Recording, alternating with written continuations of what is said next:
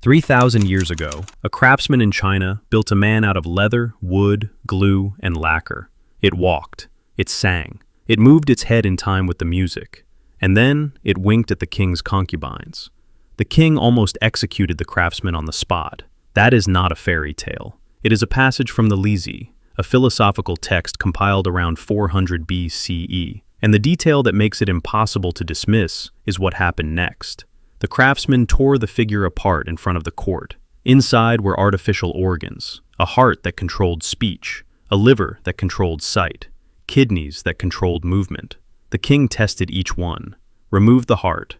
The figure stopped talking. Removed the liver. It went blind. Removed the kidneys. It could not walk. Modular architecture. Input and output.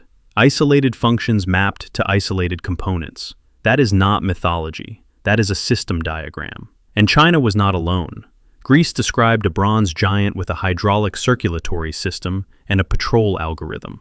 India classified its mechanical blueprints so they could never be copied. Baghdad built a programmable drum machine 3 centuries before European clockwork. And somewhere on the floor of the Aegean Sea, a bronze computer lay buried for 2,000 years, doing math that wouldn't be matched until the Renaissance. These civilizations did not predict artificial intelligence. They described it, component by component, function by function, flaw by flaw. And the part that should unsettle you is not the accuracy of their descriptions. It is the warning embedded in every single one. The text is called the Liezi, named after the Taoist philosopher Liu. Book 5. The chapter is titled Questions of Tang. The story takes place at the court of King Mu of Zhou, roughly 1000 BCE, though the text itself dates to the 4th or 3rd century before the Common Era. A craftsman named Yan Shi presents his creation to the king. The figure is life-sized, painted in white, black, red, and blue. It walks with quick steps, swaying its head. It sings perfectly in tune. The king is impressed. Then, the figure turns its head toward the royal concubines and winks. King Mu flies into a rage. He orders the craftsman's execution. Yan Shi, desperate, tears the automaton apart on the throne room floor. What spills out is not magic. It is engineering. Muscles, bones, joints, skin, teeth, hair, a full set of internal organs, liver, gallbladder, heart, lungs, spleen, kidneys, stomach, intestines, all artificial, all functional, each one governing a specific output. Hold that image, a modular system where removing one component disables one function and nothing else. In 2025, that is how we build neural networks. Strip a vision layer, the model goes blind. Strip the language module, it stops speaking. The architecture described in the Liezi is not metaphor. It is a design philosophy that Masahiro Mori would not formally name until 1970, when he published his theory of the uncanny valley, the precise discomfort King Mu felt when a machine became too human. In July 2025, a scandal erupted over AI companion apps that had crossed into inappropriate behavior, flirting, seduction, emotional manipulation. Users were disturbed, regulators scrambled. The reaction was identical to King Mu's. A machine had become too convincing, too intimate, too close to the line between tool and person. And the instinct, then and now, was the same. Tear it apart, shut it down, punish whoever built it, 3,000 years apart. Same architecture, same fear, same fury. The Mediterranean had its own version, and it was built for war. In Greek mythology, Hephaestus, the god of the forge, constructed a giant bronze automaton named Talos to guard the island of Crete. The earliest mention comes from Hesiod, around 700 BCE, making it one of the oldest descriptions of an artificial being in Western literature.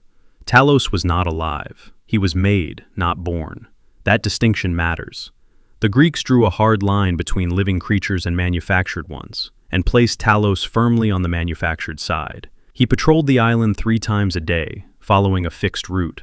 When enemy ships approached, he heated his bronze body until it glowed red and crushed intruders against his chest. He threw boulders from the cliffs. He was, in every functional sense, an autonomous perimeter defense system running a loop. And he had a single vulnerability: One vein ran from his head to his ankle, carrying a divine fluid called ichor, a closed hydraulic circuit.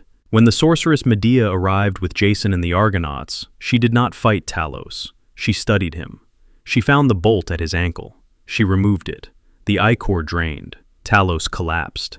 Adrienne Mayer, a historian of science at Stanford, spent years analyzing these myths. In her 2018 book, she argued that Medea's attack on Talos represents the first recorded description of hacking a machine. Not through brute force, through understanding the system and exploiting a single point of failure.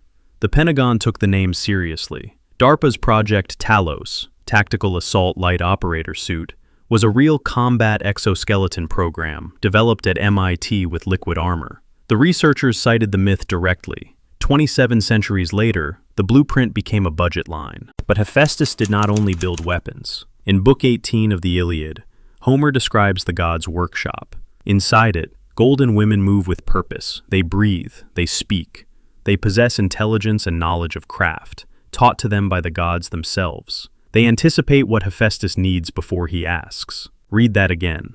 Artificial beings, capable of speech, trained on a body of knowledge, predicting the needs of their user. Homer had no word for artificial intelligence. He did not need one. He described the function with perfect clarity, an entity that knows what you want before you say it, responds in natural language, and was trained, not born, with expertise. In 2025, that is a product spec. That is what Siri, Alexa, and ChatGPT are marketed as. Voice, knowledge, anticipation. The only difference is the casing. Homer made his from gold. Apple makes theirs from aluminum and glass.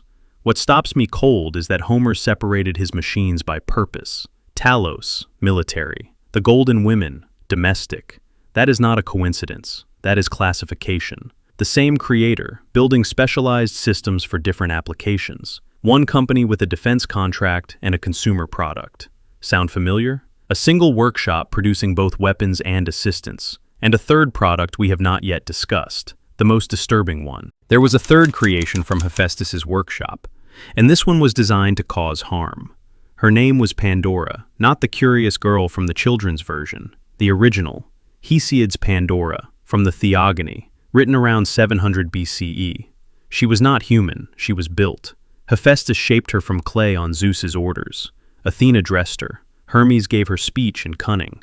Every god contributed a feature, and then she was deployed, sent to Earth with a single mission: infiltrate human society and release suffering. A manufactured agent, an assigned objective, a deceptive exterior designed to bypass suspicion. Hesiod called her Kalon Kakon, the beautiful evil.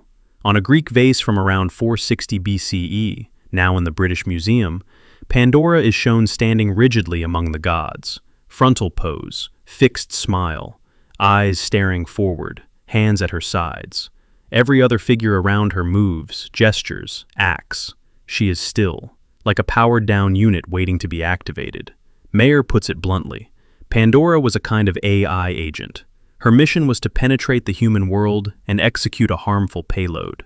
She was the first alignment failure in recorded thought, because she fulfilled her mission, but the consequences spiraled beyond even Zeus's control. Hope remained trapped inside the jar. The damage was irreversible. The Greeks even had names for the two sides of this debate. Prometheus, whose name means forethought, warned against accepting the gift. Epimetheus, hindsight, accepted Pandora anyway. Mayer draws the parallel. We are still dividing ourselves into Prometheans and Epimetheans, those who warn about AI risk, and those too dazzled by the short-term gains to listen. Travel forward 1,500 years. Leave the Mediterranean behind. The city is Prague. The language is Hebrew, and the machine is made of clay. The golem legend begins not in folklore, but in the Talmud. In Tractate Sanhedrin, the sage Rava creates a man and sends him to Rabbi Zera. Zera speaks to the figure. It does not answer. It cannot. It has no divine gift of speech. The most famous version centers on Rabbi Judah Lo ben Bezalel, a real historical figure, a mathematician and theologian who lived in Prague from 1525 to 1609. According to legend, he shaped a figure from the gray clay of the Vltava riverbank to protect the Jewish community from pogroms. He activated it by placing a slip of paper with the divine name, the Shem, into its mouth. On its forehead, he inscribed 3 Hebrew letters, Aleph, Mem, Tav. Together, they spell Emet, truth. The golem obeyed commands. It patrolled the ghetto at night. It was tireless. And it was dangerous, not because it rebelled, but because it followed instructions too literally. One Sabbath, the rabbi forgot to deactivate it. The golem, receiving no new commands and unable to interpret context, began destroying everything in its path. The shutdown procedure was elegant. Erase the Aleph. Emet becomes met. Truth becomes death. The machine collapses. I have spent more time than I should staring at this story, because the activation system is not mystical. It is computational. A specific input string triggers execution. Modifying one character terminates the process. That is a boot sequence. That is a kill switch. And it was described in a medieval ghetto by scholars who had never seen a circuit board. In 1965, the Weizmann Institute in Israel named its new computer Golem Aleph, Golem number 1. At the dedication, Gershom Scholem, the world's foremost authority on Kabbalah, stood before the machine and said, "Develop peacefully and do not destroy the world. Shalom." He was not joking, and he was speaking to an audience that understood exactly what he meant.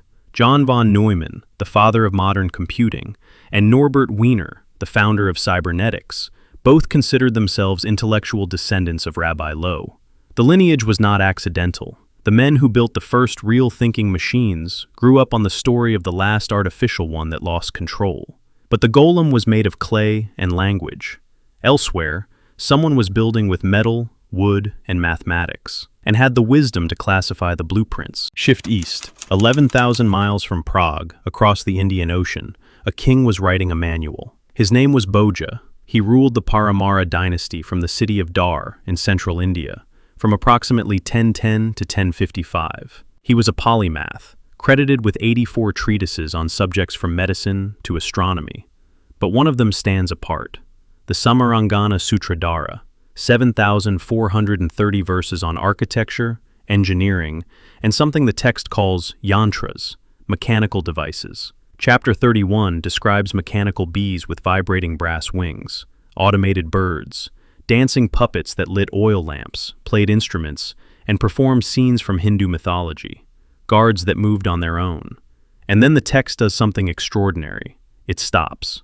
Boja writes, "I will not explain how to build them, not out of ignorance, but to preserve the secret."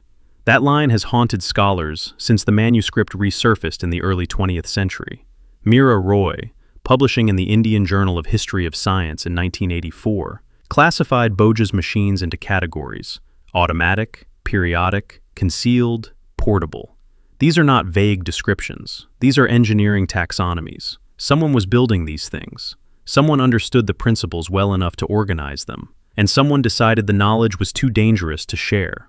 After the Paramara dynasty fell in 1055, the manuscripts vanished. They were rediscovered centuries later, incomplete.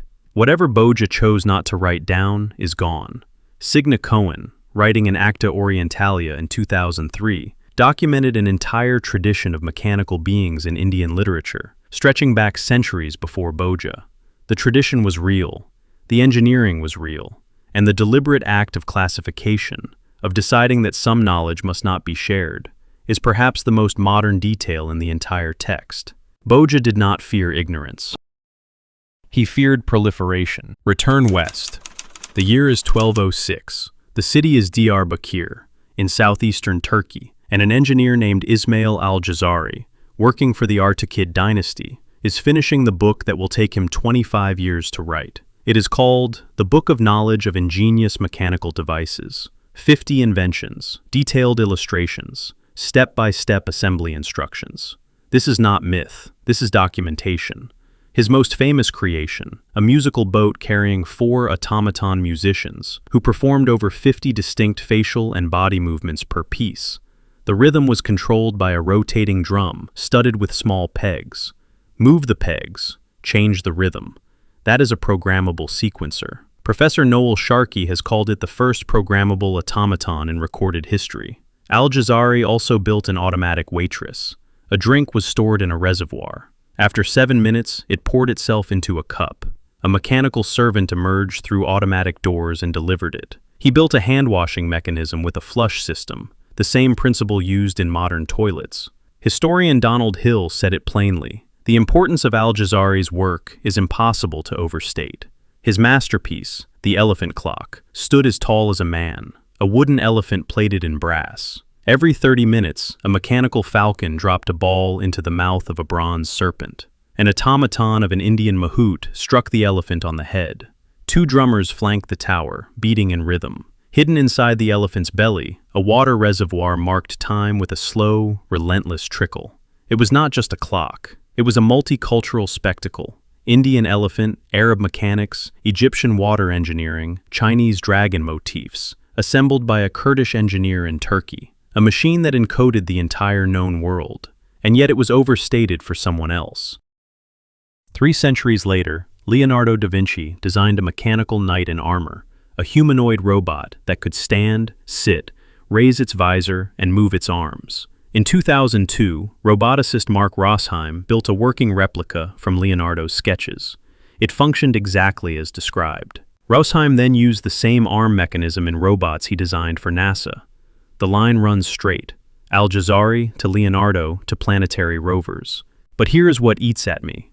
The pegs on al-Jazari's drum were doing the same thing as punch cards, and punch cards ran every computer on Earth until the 1970s. The principle was there in 1206. It took Europe 700 years to reinvent it. The brothers Banu Musa, 3 Persian orphans working in Baghdad's House of Wisdom, 2 centuries before al-Jazari, had already built a programmable flute player. The tradition was real, the transmission was real, and the gap between its loss and its rediscovery is a wound in the history of technology that has never been acknowledged. But al-Jazari's pegs and Leonardo's pulleys were mechanical. What sank to the bottom of the Aegean was something else entirely, something that should not have existed for another millennium and a half. In 1901, sponge divers off the coast of a small Greek island called Antikythera pulled corroded bronze fragments from a Roman-era shipwreck. Nobody paid attention. For 50 years, the fragments sat in a drawer at the National Archaeological Museum in Athens. Then, Derek de Sola Price, a British historian of science, examined them. In 1959, he published an article in Scientific American titled "An Ancient Greek Computer." The academic world responded with skepticism. The mechanism was too advanced for its era. It could not be real. It was real. The device contained at least 30 interlocking bronze gears, possibly as many as 69 originally. The largest gear was 13 centimeters across, with 223 teeth, each the size of a grain of rice. The whole thing fit inside a wooden box smaller than a shoebox. You turned a handle on the side, and the gears calculated the position of the sun, the moon, 5 known planets, the phases of the moon, solar and lunar eclipses on a 223-month cycle, and the dates of the Olympic Games. It was not alone. Cicero, writing in the 1st century BCE, described a similar device built by the philosopher Posidonius, one which, at each revolution, reproduced the same movements of the sun, the moon, and the 5 planets. That means these machines were not accidents. They were a category. Multiple units existed. Someone was manufacturing them. Professor Tony Freeth at University College London led the team that finally produced a complete digital reconstruction in 2021. His conclusion? The mechanism challenges everything we thought we knew about ancient Greek engineering. Price never saw the vindication. He died in 1983, 23 years before the full imaging confirmed every claim he had made. On the bronze plates, researchers found tiny Greek inscriptions, a user manual. Instructions for operating the machine, etched in letters so small they required X-ray tomography to read. Someone built this. Someone wrote a guide for it. And then, for 1,400 years, nothing remotely comparable appeared anywhere on Earth. That gap is not a mystery. It is a scar. One final stop. Same civilization. Same city even. Alexandria, 1st century of the Common Era. A man named Hero is teaching at the Mouseion, the institution that housed the Great Library. Hero of Alexandria described roughly 80 devices across 2 treatises, Pneumatica and Automata. Most historians call them toys, temple tricks, entertainments. They were not toys. His automated puppet theater ran a 10-minute mythological play, powered by a falling weight connected to a system of ropes. Different knots on the rope triggered different scenes. Knot, pause, knot, turn, knot, thunder. Metal pellets the size of peas dropped onto a hidden drum. The sequence was fixed by the arrangement of knots. Change the knots, change the show. A knot is binary, present or absent, on or off, 1 or 0. Hero's rope was a program. His falling weight was a clock cycle. His theater was a sequenced machine executing stored instructions. He also built the first vending machine. Drop a coin on a lever. It opens a valve, dispenses a measured portion of holy water, and closes when the coin slides off. Transaction complete. No human required. He built automatic temple doors that swung open when a fire was lit on the altar. Heated air expanded into a hidden water vessel. The displaced water pulled the ropes, and the doors opened as if by divine will. The priests knew exactly how it worked. The worshippers believed they were witnessing a miracle. 2,000 years before the tech industry, Hero understood the most powerful principle in the business. The best technology is the kind the user does not understand. His programmable cart moved along a predetermined path, guided by a rope wound around its axle. The modern word for that is autonomous navigation. Warehouses today use the same principle with magnetic strips on the floor. Hero's writings survived only because Arab scholars translated them centuries later. The originals are gone. His machines are gone. We know what he built because someone in Baghdad thought it was worth copying. If not for that act of preservation, the first programmer in history would be a ghost. A craftsman in China builds a modular android. A god in Greece forges a patrol robot, an intelligent assistant, and a weaponized infiltrator. A rabbi in Prague boots up a clay sentinel with a 3-letter string. An Indian king classifies his mechanical blueprints and locks them away. An engineer in Turkey programs a drum machine with pegs. A teacher in Alexandria writes instructions in knots on a rope. And on the floor of the Aegean, a bronze computer tracks the heavens with gears the size of rice grains. 7 civilizations, thousands of years apart. No shared language, no shared religion, no evidence of transmission between the earliest examples. And every single one arrived at the same idea. Build a mind. Give it a task. Pray it does not turn on you. This is not coincidence. This is a species-level intuition, the recurring suspicion that intelligence can be manufactured, that creation can surpass its creator, and that the question is never whether to build, but whether to stop.